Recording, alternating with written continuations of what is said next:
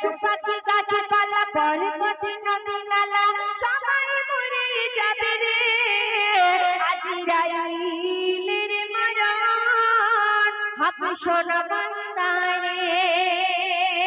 আল্লাহ রাব্বুল আলামিন একদিন আজরাইলকে হুকুম করবে, আমার আজরাইল তুমি শোনো। আল্লাহ পাকের হুকুমে আজরাইল আলাইহিস সালাম আল্লাহ পাকের কাছে যাবে যে আল্লাহ রাব্বুল আলামিন কি আপনার ফরিয়াদ। তখন আল্লাহ পাক আজরাইলকে কি বলছে কবি ছন্দের মাধ্যমে লিখছে দেখো। একদিন আজরাইলকে ডাকে আল্লাহ আরশে, ও মাবুদ মাওলা পর্দাতে আছে বসে।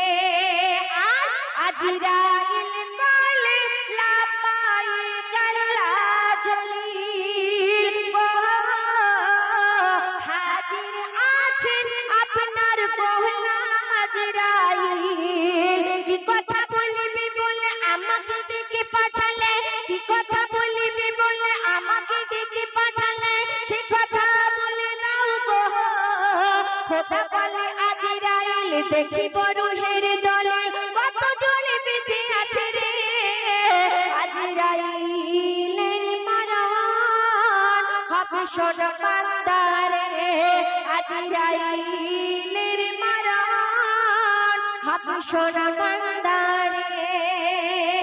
আল্লাহ পাক রব্বুল আলামিন যখন আজরাইলকে ডাকবেন সেই সময় আজরাইল বলবে আল্লাহ রাব্বুল আলামিন দুনিয়ার মধ্যে আর কেউ বেঁচে নাই, শুধু 12 জন ফেরেশতা বেঁচে আছে। আল্লাহ রাব্বুল আলামিন বলবেন এই 12 জন ফেরেশতা কারা? তখন আজরাইল আলাইহিস সালাম কি উত্তর দিবে কবি ছন্দের মাধ্যমে লিখছে দেখো। আজরাইল মালে দুনিয়াতে আর নাই কেউ, শুধু বাকি আছে 12 জন ফেরেশতা গো। তখন বলছে আল্লাহ আল্লাহ বলে ফেরেশতারা আছে বাকি গো, দেখে বাকি আছে দলিলটা এবার দেখে। আল্লাহ বলে তখন কারা এই 12 জন, আল্লাহ বলে তখন কারা এই 12 জন, তাদের পরিচয় কি রে আজরাইল বলে তখন এরা যে 12 জন, বড় দায়িত্ব আছে যে আজরাইলের মারণ হবে সোনা বান্দারে আজরাইলের মারণ হবে সোনা বান্দারে। আল্লাহ পাকের হুকুমে আজরাইল বলবে এই 12 জন ফেরেশতা বেঁচে আছে। আল্লাহ রাব্বুল আলামিন বলে এই 12 জন ফেরেশতার দরকার নেই, এদের জাহান কবজ করে নিয়ে এসো, আমি আল্লাহ রাব্বুল আলামিন দুনিয়া ফানা করতে চাই। আল্লাহ রাব্বুল আলামিন যখন আজরাইলকে হুকুম করবেন আজরাইল রাব্বুল আলামিন আল্লাহ পাকের কথা শুনে আরশে আজিমে গিয়ে 12 জন ফেরেশতা জাহান কবজ করে নিয়ে আসে। তারপরে কবি লিখছে দেখো এরা আরশ বহন কারিয়াটির জানা আপনার খুব কাছের ফেরেশতা ও গো রব্বানা।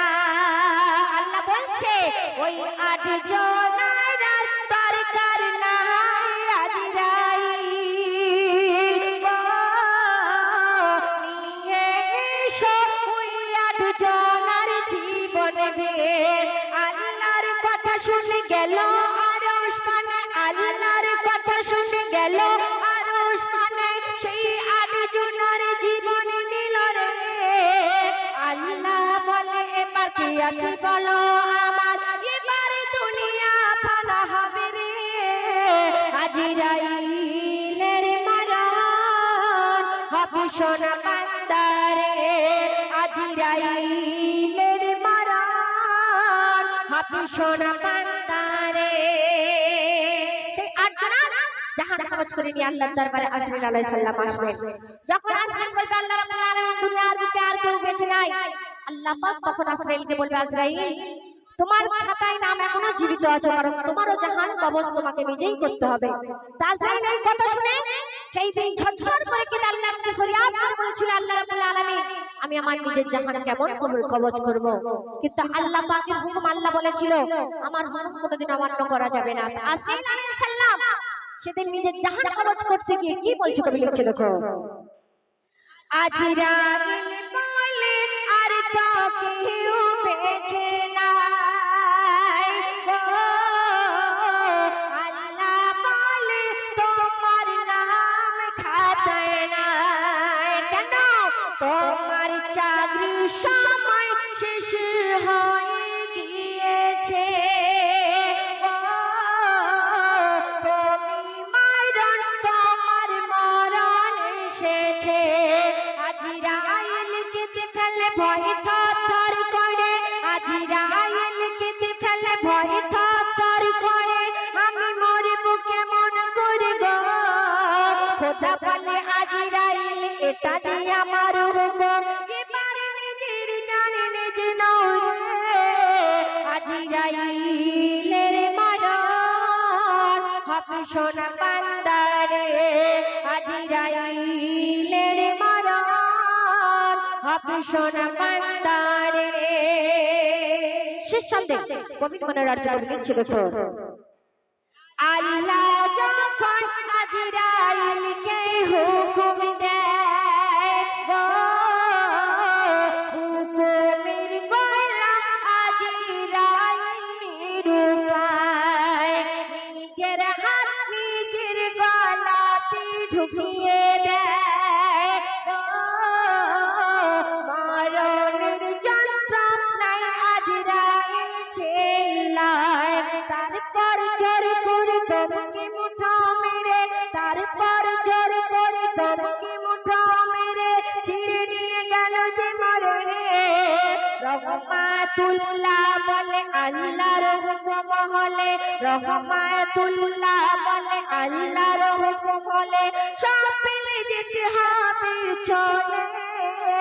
আজরাইলের মরণ হবে সোনা বান্দারে, জিনিস সারা হুরু করে ফিরে সারা কেউ বেঁচে থাকবে না রে।